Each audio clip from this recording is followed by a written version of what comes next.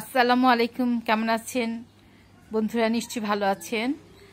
আজকে আমি রূপচর্চা বিষয়ে কিছু কথা বলবো।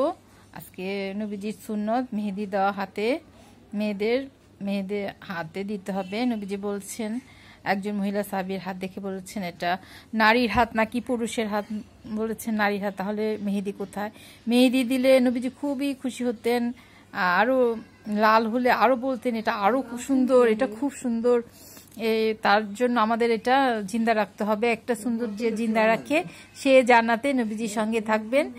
তাই আমাদের অবশ্যই মেহেদি দিতে হবে। আমিও প্রত্যেক শুক্রবারে সময় করে মনে করে মেহেদি দিই। আরেকটা সুন্নত বলছি যে সুরমাও নবীজি চোখে নারী পুরুষ সবাইকে লাগাতে বলেছেন। দেখবেন আমাদের হুজুর মাওলানা ওনারা চোখে সুরমা দেন।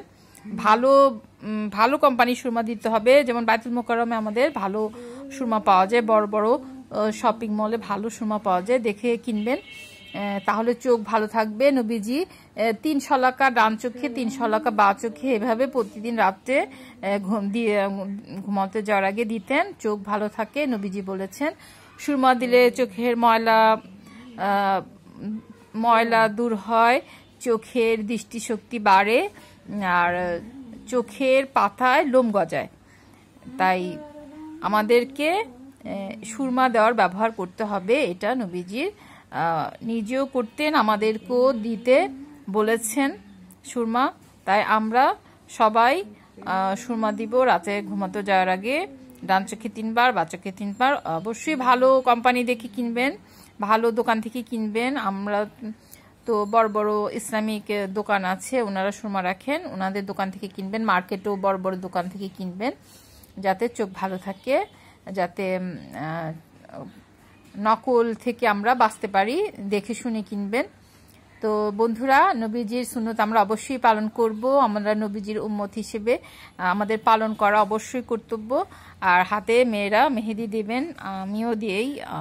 তো সবাই আপনারা ভালো থাকুন, সুস্থ থাকুন, সুন্দর থাকুন, শরীরের যত্ন নেবেন, নবীজির সুন্নত পালন করবেন, ফল খাবেন, শাকসবজি খাবেন,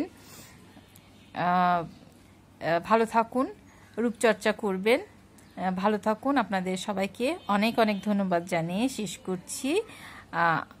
আসসালামু আলাইকুম ওয়া রাহমাতুল্লাহি ওয়া বারাকাতুহু। ভালো লাগলে সাবস্ক্রাইব করবেন, লাইক দিবেন, শেয়ার করবেন, আমার সঙ্গে থাকবেন। ভুল ত্রুটি হলে ক্ষমা সুন্দর দৃষ্টিতে দেখবেন।